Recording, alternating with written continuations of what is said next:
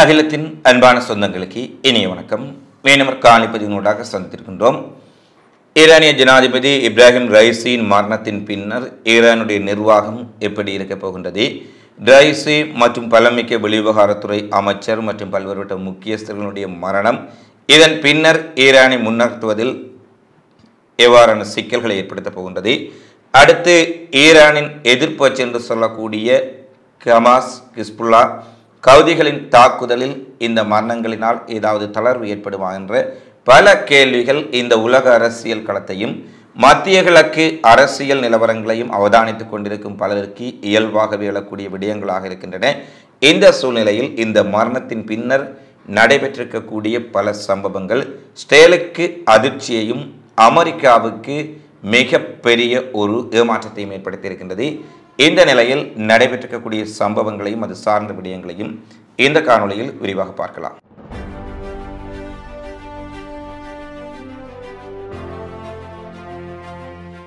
நேற்றைய தினம் முதலாவதாக நாங்கள் சர்வதேச குற்றவியல் நீதிமன்றம் இந்த வழக்கை தென்னாப்பிரிக்கர்கள் தொடுத்திருந்தார்கள். அந்த வழக்கு தொடர்பான பல விடயங்களை நாங்கள் ஏற்கனவே பேசியிருக்கின்றோம். இஸ்ரேல் இனப்படுகொலை செய்து கொண்டிருக்கின்றார்கள், இஸ்ரேல் காசாவுக்குள் செய்வது போர்க்குற்றம் தான் என பல்வேறுபட்ட ஆதாரங்கள் என்று சொன்னால் வெறும் வாய்மொழி மூலமான ஆதாரங்கள் இல்லை, நேரடியான புகைப்படங்கள், காணொளிகள், அங்கு பாதிக்கப்பட்ட நேரடியான சாட்சியங்களுடைய வாக்குமூலங்கள் எடுத்து சென்று தென்னாப்பிரிக்கர்கள் சர்வதேச குற்றவியல் நீதிமன்றத்தில் சமர்ப்பித்து இது இனப்படுகொலை தான் என நிரூபித்து காட்டியிருந்தார்கள். ஆனால் இந்த வழக்கை தொடர்ச்சியாக அமெரிக்கா மேற்குலகத்தின் நெருக்கீடு காரணமாக பெஞ்சமின் நெதன்யாகுவை கைது செய்யும் கைது வாரண்டை பிறப்பிப்பதில் சற்று தொடர்ச்சியான ஒரு இழுபறி சர்வதேச குற்றவியல் நீதிமன்றத்துக்கு இருந்து வருகின்றது. இந்த நிலையில் ஏறக்குறைய 1.5 மில்லியன் மக்கள், 15 லட்சம் மக்கள் இருக்கக்கூடிய ராஃபா பிரதேசத்துக்குள் தரைவழி தாக்குதலை இஸ்ரேல் ஆரம்பித்த பின்னர் இந்த தாக்குதல் மிகப்பெரிய இன அழிவை ஏற்படுத்தும், இதை உடனடியாக நிறுத்துமாறு உத்தரவிட வேண்டும், இதை நீங்கள் அவசர வழக்காக எடுத்துக்கொள்ள வேண்டும் என தென்னாப்பிரிக்கர்கள் ஒரு கோரிக்கையை சர்வதேச குற்றவியல் நீதிமன்றத்துக்கு முன்வைத்திருந்தார்கள். இதை சர்வதேச குற்றவியல் நீதிமன்றம் ஏற்றுக்கொண்டு விசாரித்திருந்தார்கள். இந்த விசாரணைகளின் போது ஒரு பெண் வழக்கறிஞர் தென்னாப்பிரிக்காவினுடைய அவர் உருக்கமாக வெளியிட்டிருக்கக்கூடிய பல்வேறு ஆதாரங்களை நாங்கள் முழுமையான காணொளிகளாக வெளியிட்டிருந்தோம். அதை பார்வையிடாத நண்பர்கள் இந்த காணொளியின் அடியிலே டிஸ்கிரிப்ஷன் கொடுக்கப்பட்டிருக்கின்றது, அதில் பார்க்க முடியும் என தெரிவித்துக் கொண்டு இவ்வாறாக வழக்கு நடைபெற்று வந்த சூழ்நிலையில் நேற்றைய தினம் ஒரு அதிரடியான உத்தரவை சர்வதேச குற்றவியல் நீதிமன்றம் பிறப்பித்திருக்கின்றது. ராஃபாவுக்குள் நடைபெறக்கூடிய தாக்குதலை உடனடியாக நிறுத்த வேண்டும்.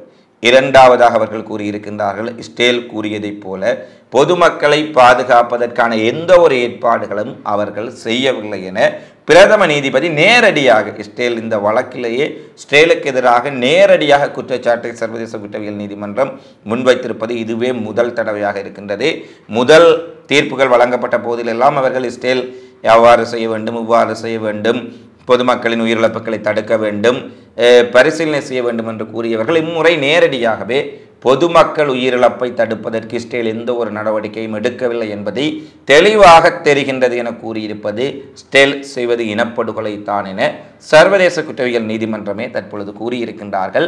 ஆனால் சர்வதேச குற்றவியல் நீதிமன்றத்தினுடைய தீர்ப்பை இஸ்ரேல் நடைமுறைப்படுத்தாவிட்டாலும், ஏனெனில் சர்வதேச குற்றவியல் நீதிமன்ற தீர்ப்பு நேற்றைய தினம் வந்தது. ஆனால் இன்றைய தினமும் காசாவில், ஜபாலியா முகாமில், கான்யூனிஸ் பகுதியில், ராஃபாவில் பல அப்பாவி பொதுமக்கள் மீது கொலைவெறி தாக்குதலை இஸ்ரேல் நடத்தி பொதுமக்களின் குடியிருப்புகளை தரைமட்டமாக்கி இருக்கின்றார்கள்.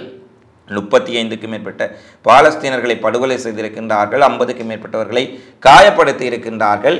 இவ்வாறு இஸ்ரேல் எந்த ஒரு விதிமுறைகளுக்கும் அப்பாற்பட்ட ஒரு கொடூரமான செயலை அங்கே அரங்கேற்றி கொண்டிருக்கும் சூழலில் இஸ்ரேலுக்கு எதிராக சர்வதேச குற்றவியல் நீதிமன்றம் பிறப்பித்த இந்த உத்தரவு இஸ்ரேலுடைய தாக்குதலை நிறுத்தாவிட்டாலும் இஸ்ரேலை கண்மூடித்தனமாக ஆதரிக்கக்கூடிய பலருக்கு இஸ்ரேலுக்கான ஆதரவை வழங்குவதில் மிகப்பெரிய சிக்கலை ஏற்படுத்தும் என்பதில் எந்த ஒரு மாற்று கருத்தும் இல்லை. குறிப்பாக இஸ்ரேலை கண்மூடித்தனமாக ஆதரிக்கக்கூடிய அமெரிக்காவினுடைய செல்ல பிள்ளைகளாக இருக்கக்கூடிய பிரிட்டன், ஒரு சில நாடுகள் சர்வதேச குற்றவியல் நீதிமன்றத்தின் தீர்ப்புகளை விமர்சனம் செய்திருந்தாலும் கூட பல ஐரோப்பிய நாடுகளை இன்றைய தினம் இந்த தீர்ப்பை வரவேற்றிருக்கின்றார்கள்.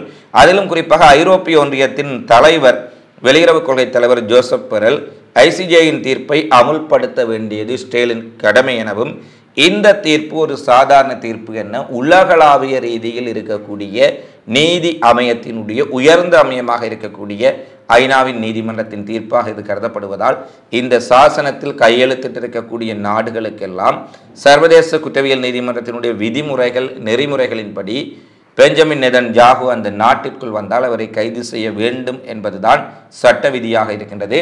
எனவே இந்த உத்தரவை இஸ்ரேல் மீறினால் அடுத்து பெஞ்சமின் நெதன்யாகுவுக்கு எதிரான கைது வாரண்டை உடனடியாகவே சர்வதேச குற்றவியல் நீதிமன்றம் பிறப்பிக்கக்கூடிய வாய்ப்புகளே அதிகமாக இருக்கின்றன. ஏனெனில் ஏற்கனவே சர்வதேச குற்றவியல் நீதிமன்றத்தின் வழக்கறிஞர் கைது வாரண்டை பிறப்பிக்க வேண்டும் என்ற கோரிக்கையை விடுத்திருந்தார். இதையெல்லாம் நாங்கள் காணொலிகளில் தொடர்ச்சியாக பேசி வருகின்றோம். இந்த நிலையில் ஸ்டேலுக்கு இருக்கக்கூடிய மிகப்பெரிய சிக்கல், ஸ்டேல் தனித்து விடப்படக்கூடிய ஒரு மிகப்பெரும் ஆபத்து ஸ்டேலை சூழ்ந்திருக்கின்றது. இன்றைய தினம் ஐரோப்பிய ஒன்றியம் இந்த தீர்ப்பை வரவேற்றிருக்கின்றார்கள். அரபுலக நாடுகள் அத்தனையும் உடனடியாகவே, சவுதி அரேபியாவாக இருக்கலாம், கத்தாராக இருக்கலாம், குவைத்தாக இருக்கலாம், ஓமானாக இருக்கலாம், பஹ்ரைனாக இருக்கலாம், ஐக்கிய அரபு எமிரேட்ஸ் என அனைத்து நாடுகளும், மலேசியா, இந்தோனேசியா அனைத்து நாடுகளும் சர்வதேச குற்றவியல் நீதிமன்றத்தின் தீர்ப்பை வரவேற்றிருப்பதுடன் ஸ்டேல் இந்த தீர்ப்பை அமுல்படுத்த வேண்டும் என்ற கோரிக்கையை விடுத்திருக்கின்றார்கள். ஸ்பெயின், நோர்வே போன்ற நாடுகள் ஏற்கனவே பாலஸ்தீனத்தை அங்கீகரித்திருக்கக்கூடிய பல நாடுகளும் சர்வதேச குற்றவியல் நீதிமன்றத்தின் தீர்ப்பை வரவேற்றிருப்பதுடன் ஸ்டேல் இதை கடைபிடிக்க வேண்டும் என்ற ஒரு மிக முக்கியமான செய்தியை கூறியிருக்கின்றார்கள். இது நிச்சயமாக அமெரிக்காவின் எல்லாவற்றுக்கும் தலையாட்டி பொம்மைகளாக இருக்கக்கூடிய ஐரோப்பிய நாடுகளில் கூட பல நாடுகள் காசா விவகாரத்தில் ஸ்டேலினுடைய படுகொலைக்கு எதிராக தற்பொழுது அவர்கள் பிரிந்து வந்திருக்கின்றார்கள். அல்லது ஸ்டேலின் அளவு கடந்த படுகொலைகளை கண்டு அவர்கள் சற்றேனும் நியாயத்தின் பக்கத்தில் நிற்பதற்கு தலைப்பட்டிருக்கின்றார்கள் என்றுதான் நாங்கள் பார்க்க வேண்டும். பல ஐரோப்பிய நாடுகள், ஐரோப்பிய யூனியனின் வெளியுறவுக் கொள்கை தலைவர் இந்த தீர்ப்பை இஸ்ரேல் அமுல்படுத்த வேண்டும் என தீர்ப்புக்கு ஆதரவான கருத்துக்களை கூறியிருக்கின்றார்கள். அதே போல ஈரானிய ஜனாதிபதி இப்ராஹிம் ரைசியின் மரணத்தின் பின்னர் அரபுலக நாடுகள் மத்தியில் ஒரு ஒற்றுமை, ஒரு கூட்டாண்மை ஏற்படுகின்றதா என்ற கேள்விகள் பரவலாக எழுந்திருக்கின்றன. ஏனெனில் ஈரானுக்கு எதிரான பல்வேறுபட்ட விடயங்கள், பல்வேறுபட்ட கருத்துக்கள், விமர்சனங்கள் பல இஸ்லாமிய நாடுகளில் இருந்தாலும் கூட ஈரான் ஒரு ஷியா பிரிவினரை கொண்ட ஒரு இஸ்லாமிய நாடாக இருந்தாலும் அதிகமான ஷன்னி மக்கள் வாழக்கூடிய பிரதேசமான பாலஸ்தீன மக்களுக்கு கொடுத்திருக்கக்கூடிய ஆதரவை போல எந்த ஒரு ஷன்னி முஸ்லீம்கள் வாழக்கூடிய ஒரு இஸ்லாமிய நாடும் கொடுக்கவில்லை என்பது தெளிவாக தெரிந்த விடயம். அது ஆயுத உதவியாக இருக்கலாம், பண உதவியாக இருக்கலாம். இந்த நிலையில் தான் இப்படிப்பட்ட பாலஸ்தீனர்களுக்கு ஒரு தங்குதடை இன்றைய ஒரு ஆதரவை கொடுத்திருக்கக்கூடிய நாடு மேற்குலக நாடுகளுக்கிடையில், அரபுலக நாடுகளுக்கிடையில் ஒரு முறுகல் ஏற்பட்டிருந்தாலும் கூட தங்களுடைய வர்த்தக நலன்கள், இராணுவ நலன்களுக்காக அமெரிக்கா மேற்குலகத்தை எந்த ஒரு நாடு நேருக்கு நேர் பகைத்து கொள்ளவில்லை அல்லது எதிர்க்கவில்லை என்பது குறிப்பிடத்தக்கது. அப்படியான மத்திய கிழக்குக்குள் இருந்து நேரடியாக அமெரிக்காவை எதிர்த்திருக்கக்கூடிய நாடு என ஈரான் ஒரு தனிமுத்திரை பொறித்த நிலையில் அந்த நாட்டினுடைய தலைவரின் மரணம் நிச்சயமாக வளைகுடா நாடுகளில், அரபுலக நாடுகளில் ஒரு சொல்ல முடியாத ஒரு வெற்றிடத்தை அல்லது சொல்ல முடியாத பல கேள்விகளை எழுப்பியிருக்கின்றது என்பதில் மாற்று கருத்தில்லை. ஏனெனில் இதுவரை ஈரானுக்குள் கால் வைக்காத எகிப்தினுடைய வெளியுறவுத்துறை அமைச்சர், துனிசியாவினுடைய வெளியுறவுத்துறை அமைச்சர்கள் கூட இப்ராஹிம் ரைசியின் மரணத்தில் கலந்து கொண்டார்கள் என்பதை நாங்கள் உற்று நோக்க வேண்டும். எனவே ரைசியின் மரணத்தின் பின்னர் அரபுலக நாடுகள் ஒன்றிணைகின்றதா என்பதை பொறுத்திருந்துதான் பார்க்க வேண்டும். பல அரபுலக நாடுகள் ஈரானுக்காக தங்களுடைய நாடுகளில் துக்கம் அனுஷ்டித்திருப்பதுடன் ஈரானுக்கு தேவையான உதவிகளை வழங்க தயாராக இருக்கின்றோம் என்ற உடனடி அறிவிப்புகளையும் விடுத்திருந்தார்கள்.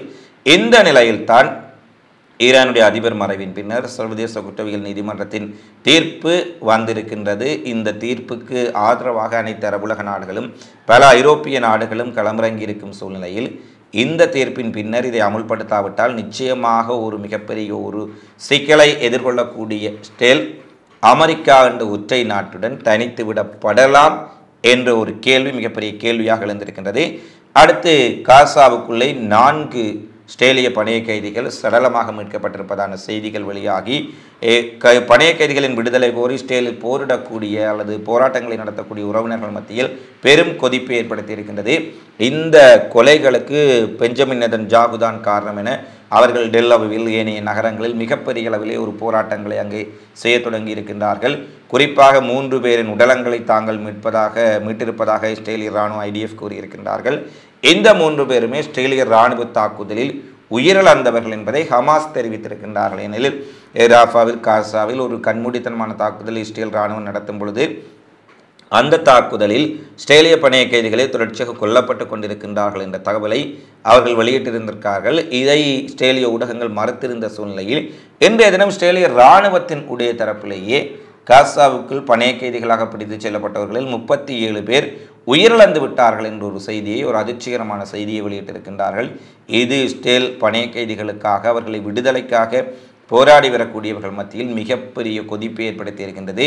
அவர்கள் ஒரு மிகப்பெரிய போராட்டம், நெதன்யாகு உடனடியாக பதவி விலக வேண்டும், காசாவுக்குள் போர் நிறுத்தப்பட வேண்டும், ஹமாஸுடன் சமாதான ஒப்பந்தம் ஒன்று செய்யப்பட்டு எங்களுடைய உறவுகளை மீட்டு வர வேண்டும் என்ற கோரிக்கைகளும் மறுபுறத்தில் எழுந்திருக்கின்றது.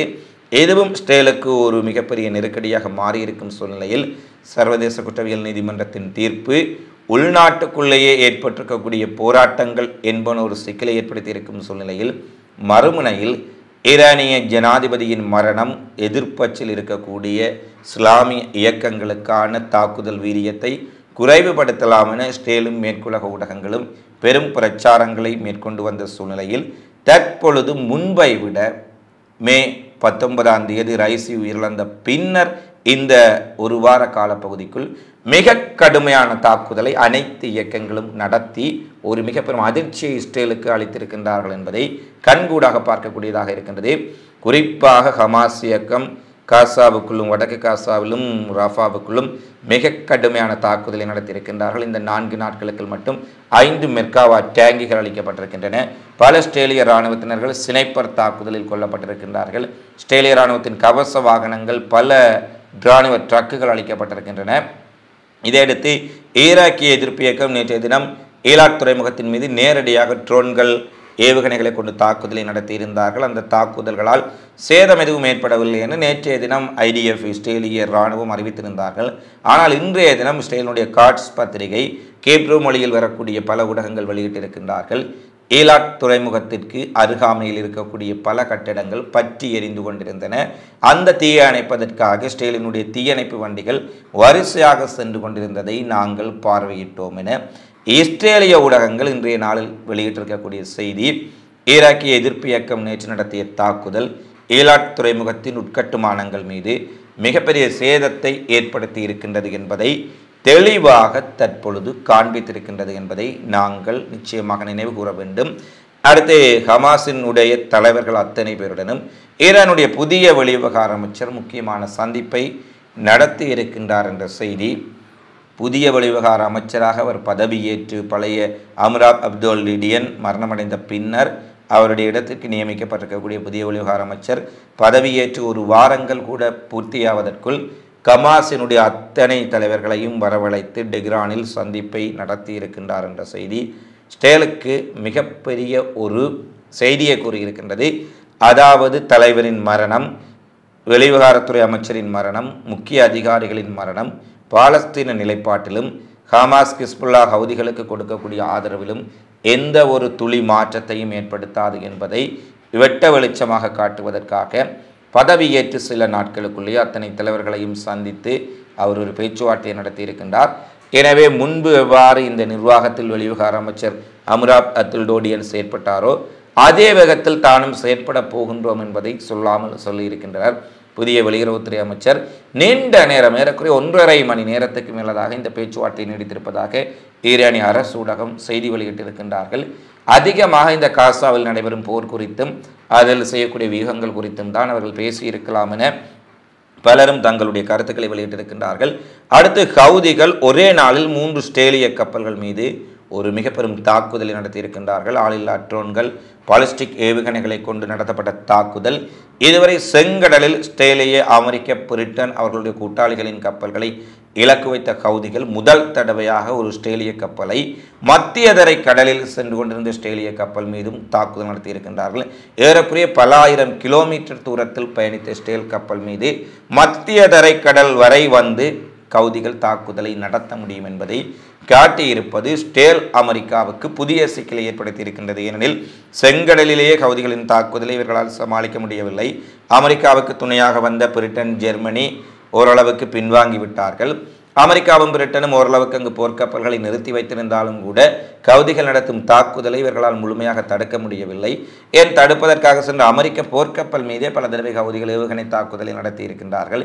இந்த சூழ்நிலையில் இன்றைய நாளில் செங்கடலில் 2 கப்பல்களையும் ஒரு கப்பல் இஸ்ரேலிய கப்பல் மத்திய தரைக்கடலிலும் தாக்குதலை நடத்தி கவுதிகள் மிகப்பெரிய அதிர்ச்சியை கொடுத்திருக்கின்றார்கள். எனவே எங்களுடைய தாக்குதலின் அளவு, தாக்குதலின் எல்லை இன்னும் நீளப்போகின்றது என்பதை கவுதிகள் தற்போது வெளிப்படுத்தி இருக்கின்றார்கள். எனவே எதிர்ப்பு அச்சு இன்னும் வேகமாக வீரியமாக செயற்பட்டு கொண்டிருக்கும் சூழலில் இஸ்ரேல் இதை எவ்வாறு எதிர்கொள்ளப் போகின்றார்கள்? சர்வதேச குற்றவியல் நீதிமன்றத்தின் தீர்ப்பினால் இஸ்ரேல் உலகளவில் தனிமைப்படுத்தப்படக்கூடிய அபாயம் இருப்பதால் இதை அரசியல் ரீதியாக எவ்வாறு எதிர்கொள்ளப் போகின்றார்கள் என்பதெல்லாம் மிகப்பெரிய கேள்வி. இந்த கேள்விக்கான பதில்களை தொடர்ச்சியாக தேடுவோம். இந்த காணொலி பதிவு தொடர்பிலான உங்களது மதிப்பான கருத்துக்களை தவறாமல் கொமெண்ட்ஸில் பதிவிடுங்கள் என கேட்டுக்கொண்டு மேலும் ஒரு காணொலி பதிவில் உங்களை சந்திக்கும் வரை உங்களிடமிருந்து விடைபெறும் நான் உங்கள் அன்பின் சந்துரு. வணக்கம்.